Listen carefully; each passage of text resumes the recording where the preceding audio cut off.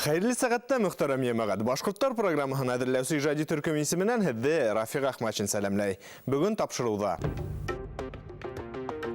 Вот шушлардан мин җыйыштырдым бөтен шул Бакир Фасыл хуҗаның тарихын и үткән юлын. 4-нче башкорт полкы старшинаһы Асылғужа Бакировтың тамырҙары Саҡмағош ерендә. Менә тазлар буенча таба алмадым. Бәлки Яңа Тазлар музейында бардыр. Андый бүгенге көнне музейда торырлык шәҗәрәләр. Борай районының Таз ҡәбиләһе ауылдары. Ауылға нигез салышы исән ҡарт. Башҡорт, аталайын башҡорт ҡарты була, аның вотчина җирләре була. Татарстандың Әгерҗе районы Иҫәнбай ауылынан яҙма. Бына таулар ягында Хакмар елга, шул Хакмар елгаһына хәтле без Башкортстанга караганбыз.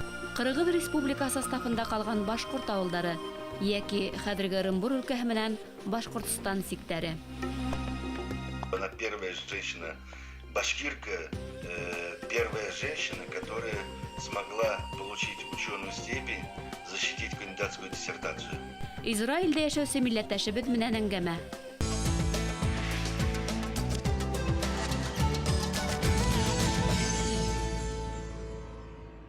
Шәжәрә өйрәнү туган тумасаңды барлауга гына кайтып калмай. Гаилә тарихи ата-бабалар үткәне туранан-тура милләт, ил тарихына барып тоташа.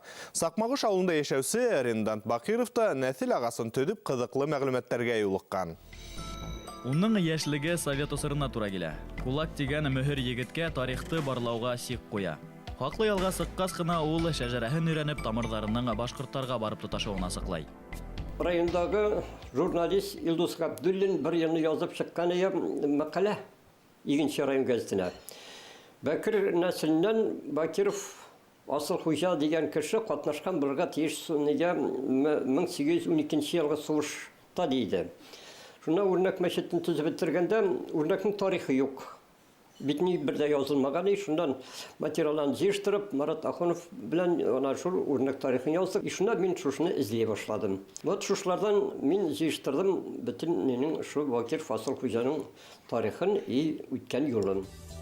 Ревизия мәгълүматларында Асылғужа Бакировтың атаһы хәрби чиновник, кантон начальнигының ярдәмчесе дип күрһәтелгән. Асылғужа Бакиров үзе 1816 елда поход старшинаһы һәм дистанция начальнигы. 1834 елда подпоручик, ягъни ул мәлдәге армия офицеры чинында була. Хезмәттәре өчен Изге Анна ордены менән бүләкләнә. Дворянлык титулына лайык була.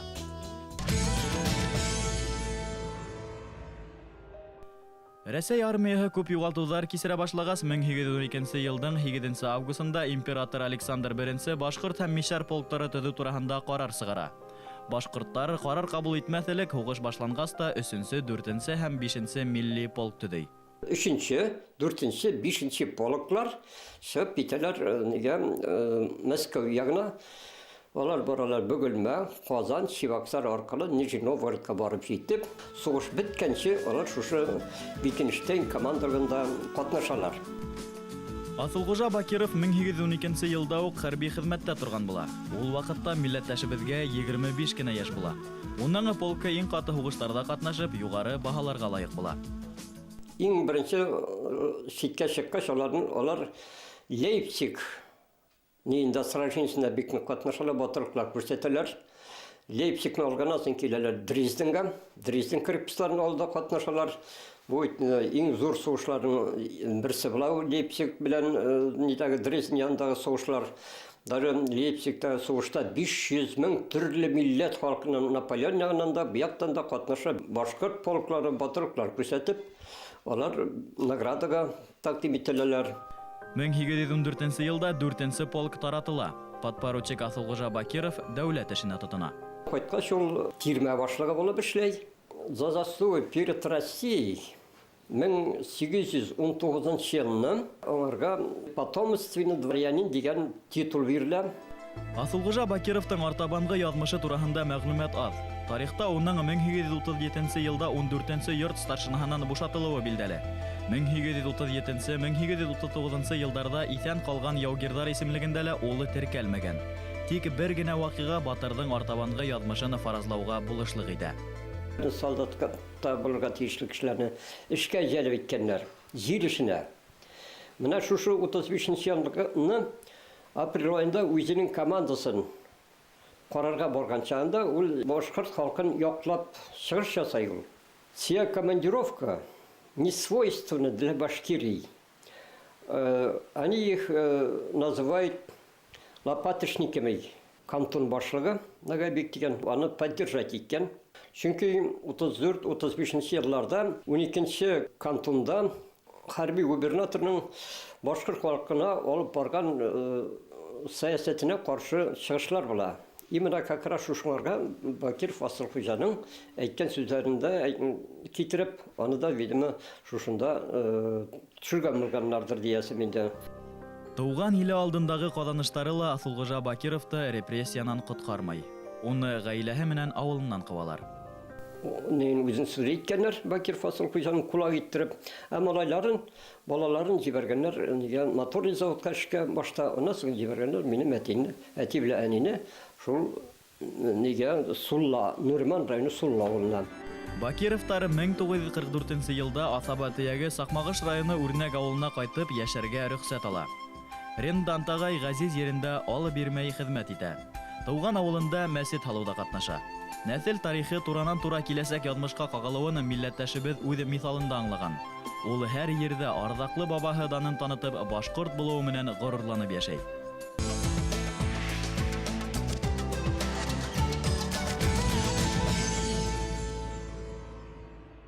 Борай районы биләмәләре әвәл Иске Елан, Елдәк, Танып болысы, Кырундар һәм Таздар түбәһенә бүленгән. Шулар арасында иң зур ердәр Иске Еландар биләй. Уларга 46 авыл гара, Елдәктәр 20, Таныптар 7, Таздар 6 авылга таралып ултырган. Таздар кабиләһенә районда Яңы Тазлар, Иске Тазлар, Варжы Тамак, Йомакай, Яңы Каргалы һәм Касияр авылдары.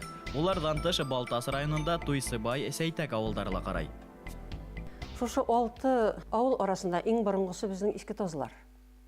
Иске Тазлар беренче мәртәбә Әнвәр Асфандияровның белешмәләре буенча 1748 елны телгә алына. Яңа Тазлар белән бергә. Шул ук вакытта шул китапта әйтелә 1722 елны Туйшыбай Яхшымбәтов Иске Таздан китеп, Туйшыбай авылына нигез сала, хәзерге Балташ районының. Таз кабиләһе авылдары барыһы бер тамырдан икәне күренә. Улар әлеге урындарына 13-нче буатта килеп төпләнһә, Йомакай авылы эргәһендәге Калатау калгаһендә шулай ук Иске Тазлар янында табылган көнкүреш әйберләре, хезмәт һәм һугыш коралдары калдыктары был ердәрдә халыктары борындан төяк иткәнен исбатлай. Пугачев буласы вакытында подполковник Иван Михельсон карательный отрядларының җитәкчесе булган бит инде. Иске Таз кырында ставкасы булган. Шушы Иске Таз кырыннан яу шапкан тирә-күрше авылларга. Сахратуллинның китабында әйтелгән инде, Тазтүбә һәм Әрдәш авыллар ягына яу шапкан дип. Әрдәш һәм Тазтүбә авыллары. Иске Тазлар, Яңа Тазлар менә бу тирәдә менә. Төбәк халкы иҗтимагый сәяси тормышта кайнап яшәгән. Мәсәлән, 1773 елгы ихтилалда бар авылдарда һугыш исендә кала. Әле юкка сыккан Тимошкина Тимка авылы эргәһендә улар хәл иткес алышка күтәрелә. Төбәккә язалаусылар гаскәрләре килеп тула. Михельсон Уфа канцеляриясына рапорт яза. В здешних местах в деревне Бураева оставил 2 верных мне старшин. Кулуя Балтачева и Абдуллатифа Измайлова, коим приказал отряд усилить добрыми и верными людьми. Кулуя Балтачев, Каратабын, волостының старшинасы бит инде шулай булгач, Абдуллатиф Измайлов, Исмагилов трендул, Измайлов деген фамилия безнең мусульман халкына хас түгел. Бурай үзәге булган Җәлдәк руының, Җәлдәк волостының старшинасы булып чыга инде. Шулай булгач, менә безнең Иске Тазлар тарихи вакыйгаларга бай дип саныйбыз инде без. Район туган якты өйрәнү музеенда ошо төбәктә яшәгән халыктарның язмышына бәйле бай мәгълүмат тупланган. Улар арасында шәҗәрәләр дә бар. Музейда Иске Елан буенча бар, бик тирән, елдан 1236 елдан килгән шәҗәрә бар. Безнең килә шуннан башлап 21 буын бар бүгенгә. Бар безнең Танып ру буенча, Кырынлар төбәсе буенча шәҗәрәләр. Менә Тазлар буенча таба алмадым. Бәлки Яңа Тазлар музейында бардыр. Андай бүгінгі күнні музейда тұрырлық шәжәрелер. Башка кабиләләрдән айырмалы рәвештә тазлар аз ханлы һанала. Әмма улар бик борынгы кавем. Буны уларның һәр авылда таралган шәҗәрәләре раслай.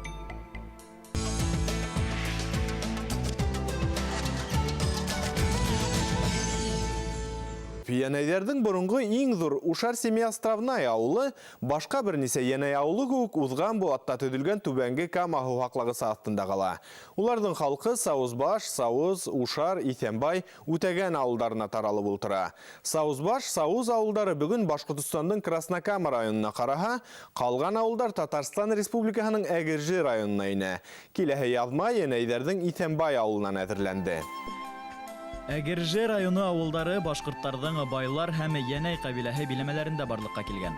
Байлар райондың көнбайыш Янәйдәр көнсыгыш өлешен биләй. 18нче буаттың беренче яртыһынан Атаба халык менән килешү нигезендә был ерләргә башка милләт халыклары, мәсәлән татарлар, руслар һәм марийдар төпләнә.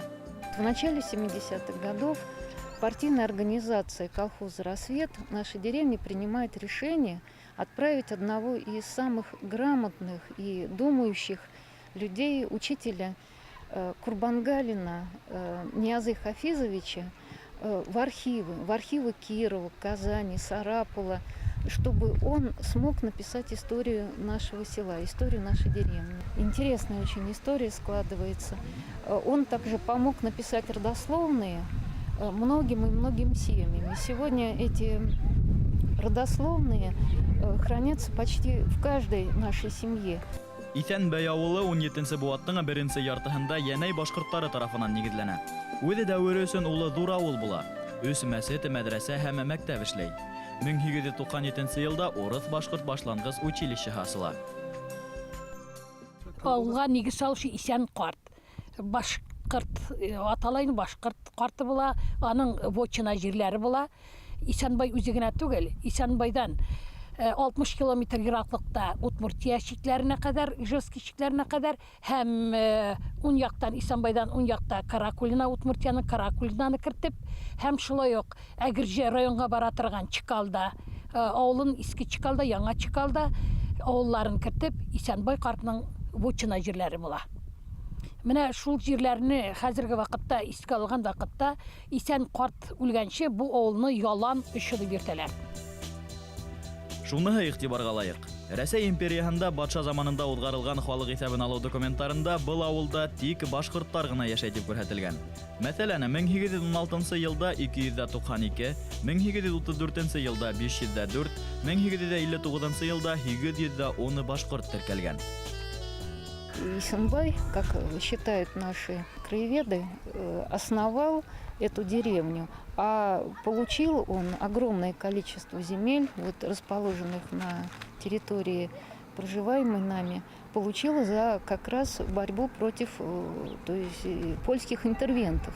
И копия грамоты Михаила Федоровича, она хранилась в нашей деревне. Башкорт авылдары Татарстан сиктәрендә торып калгас, уларда бер вакытта ла башкорт мәдәниятенә игътибар булманы. Нисә буын башкорт балалары мәктәпләрдә тик татар телендә генә укыны. Шулай булуга карамастан, халкыбызның кайһы бер йолалары әле лә хакланган. Шулай ук шәҗәрә менән дә кызыксыналар.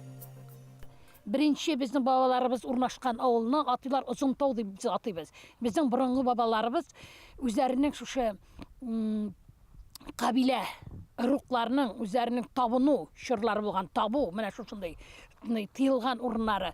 Анда барып алар үзләренең изгеләр каберләре күмелгән урыннарына барып, һәр елны билгеле бер вакытта анда барып намаз укып, буткалар пешереп, шунда аларны искә ала торган булганнар. Вакытлар үтү белән хәзер без аны атыйбыз карга буткасы. Ләкин карга буткасы дигән нәрсә ул бик күп районнарда юк. Менә безнең Исәнбайда бар, безгә әле ерак түгел 18 километрга Дивичерняда Казбашта андай йола юк.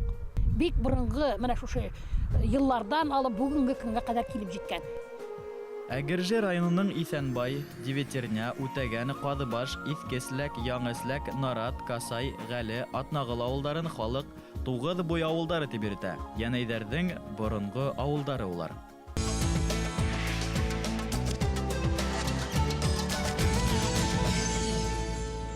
Халкыбыз өчен йөр мәсьәләһе һәр дәврдә көн үҙәклеген һаклап кала.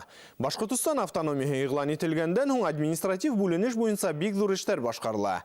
Республика сектәре берничә тапкыр яңынан карала. Югарыла төрле карарлар кабул ителә, ә уның һөҙөмтәһен гомер бакый ошо ердә яшәгән халык үҙеңендә татый. Киләһе язмалыгы күренеште Башкортстан сигендәге бар авылдар тарихына ла күсереп карарга була. Хәзерге вакытта мына без торабыз Оренбур облысы белән Башкортстанның как раз границаһында. Әлек шул Башкортстанга без мына караган булганбыз. Ана таулар ягында Хакмар елга, шул Хакмар елгасына хәтле без Башкортстанга караганбыз. Ырымбур өлкәһенең Харыкташ районы Башкортстандың Иян-Сура районы менән сиктәш. Бындагы башкортлар үзләренең язмышын без Башкортстанга караганда я Башкортстандан сыккас дигән вакытка бүлеп яшәй. Иң беренче Оренбур губернияһы була бит инде. Адактан мына 1920 елда Кыргыз Республикаһы оештырылгандан һуң Оренбур губернияһы уның составында кала. Мына ошо Кыргыз Республикаһы оештырылган вакытта Мәскәү үзәк башкарма комитетында Оренбурдың ризалыгын харапта тормаенча, уларны ошо мына Кыргыз Республикаһына кушу турында карар кабул итә.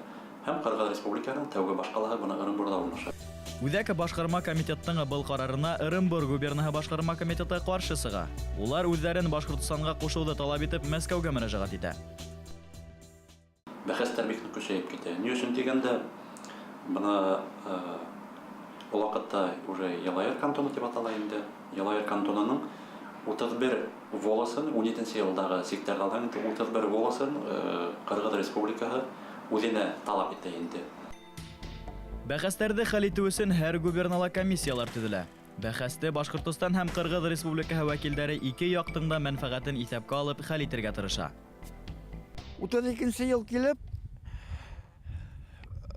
Оренбурдан Уфанан килергә тиеш булган безнең границаны бүләргә. Уфанан килгән 2 көн буе монда Уфанан килгән представитель көтеп аткан, ана тау башында. Шунаһын бабай һиләү буенча инде. Оренбурдан кимәгәс булар нишләһен? Уфанан килгән безнең бая представитель инде карап торганда, мына шунан елга агып төшә мына. Граница ул кимәгәс, мына ошо живая граница дип елга буенча мына ошо елга буягы Башкортстанга калдырган, буягы Оренбур дигәндә кайтып китте дип, шул бабай һиләй торгайны. Ул без әлек үзебез инде мына нигә караганбыз? Ялайыр булышына мин үземдән туган елгы метрик дип әйтә торганнар әлек. Шул минеке язылган Башкортстан Ялайыр булышы дип. Административ сектор Башкортстандан ситтә турып калган башкортларның мәдәни хукукларын кысты. Төп башкорт авылдарында башкорт теле укытылманы, я башкорт авылы булса ла татар теле өйрәтелде. Халык бүген шуның һөҙөмтәләрен татый.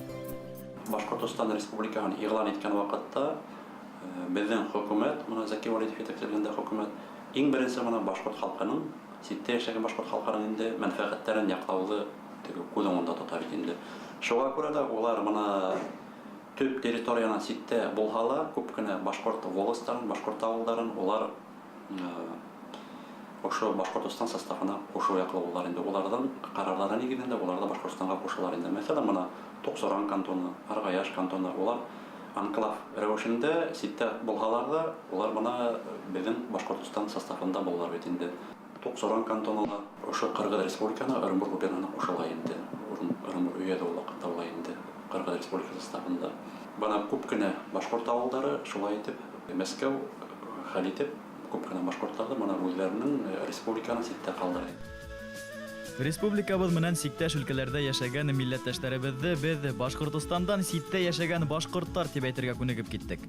Әмма улар гомер бакый үз йөрҙәрендә дөнья көткән атаба халык. Сиктәр айырһа ла, улар башкортыбызның бер сарпаһы.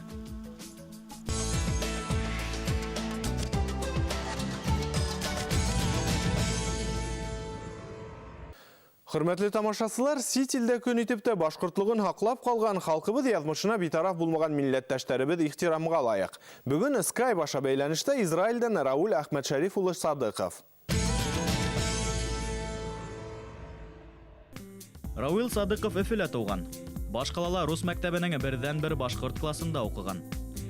Әсәһе Мәхмүзә Садыкова республикала тәүге башкорт археолог катын-кыз. Атаһы ягынан картатаһы Нуриман районының Иске Илек авылыннан. Репрессия вакытында ошо ук райондың Куранча авылына күсә. Унда тәүге мәктәп аса. Үкенескә каршы ул авыл бүген юкка сыккан. Атаһы 1939 елдан 1946 елга тиклем Бөек Ватан һугышында. Ул үзе лә хәрби кеше. Рәсәйдә үзгәртеп кору башланган сит илгә сыккан. Яшәү урынымда үзгәртһәм дә туган илем Башкортстан ти ул.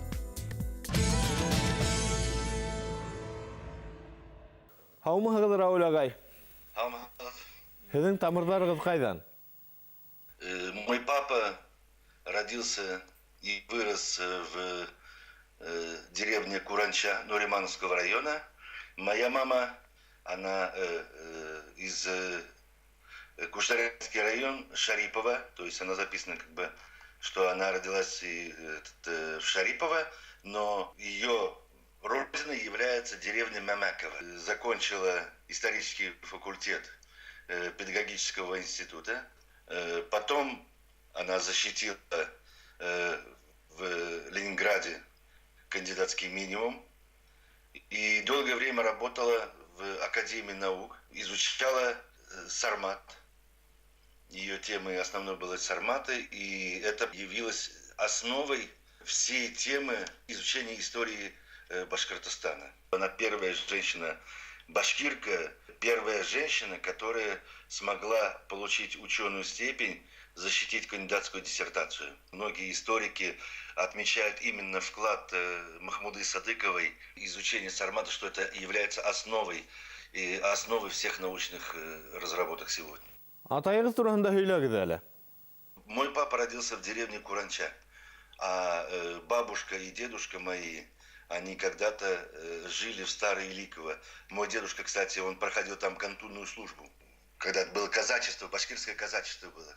И вот он проходил как раз, я вот и сейчас ищу корни моей семьи, поэтому как бы вот этот факт, я тоже обнаружил этот факт, что дедушка когда-то проходил кантунную службу, но, к сожалению, в 18 году, когда пришла советская власть, не только моему дедушке, но и многим моим родственникам пришлось покинуть свою родину.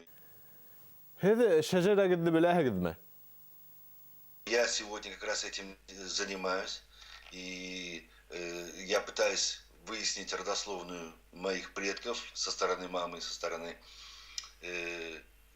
отца. Мои дети в свое время когда-то делали работу о своих предках, и в том числе они написали о предках, что предками их были башкиры. Израильдә башҡорттар бармы? Улар ойошоп йәшәйме? Коренных башкир в Израиле немного, то есть я знаю, это я могу, как говорится, пальцев в одной руке, это 5 человек. Мы именно занимаемся поддержанием и изучением нашей культуры, чтобы мы могли своим детям передать наши традиции, обычаи и познакомить с традициями и обычаями нашего народа, наших детей. Рауль ағай, һеҙҙең өсөн туған ил нимә ул? Наше восприятие Родины происходит на генетическом уровне, то есть она в нашей крови, и она является нашей неотъемлемой частью. Я когда слушаю башкирскую музыку, слушаю курай, то в этом ощущается пространство, простор, движение. Ни одна мелодия в мире не дает такого простора, не дает такого ощущения, как именно башкирская мелодия. Это говорит о том, что для нас главное простор, для нас главная свобода, для нас главная наша земля. Рауль ағай, һеҙ Ата-Алатайҙар ауылына, Саруа йылғаһы буйына өй һалырға хыялланаһығыҙмы? Это моя самая заветная мечта. Как говорится, я вижу это во сне, и это действительно, это моя самая сокровенная, самая заветная мечта. И я думаю, что когда-нибудь все-таки, может быть, мне, говорится, удастся осуществить эту мечту, и я действительно построю свой дом, и в этом доме будут жить мои дети, мои внуки и мои правнуки, и мы никуда больше не уедем со своей родной земли. Ихлас әңгәмәгеҙ өсөн ҙур рәхмәт, Рауль ағай. Һау булығыҙ. Хөрмәтле тамашасылар, бүгінгі тапшыру тамам. Тәқдим теләктәрегезді әлі экранда күрінген электрон адресқа, яки Өфілігі 251-73-92 телефонына шылтыратып еткірірге мүмкін. Шулайық башқұрттар Хызық ТВ Skype адресі ішлей. Тапшырулы әдірләусі жади түркім хедің менен келәхі сұрашқанға тіклім құшылаша, хау бұлығы дүнияны башқұртса қарағыд.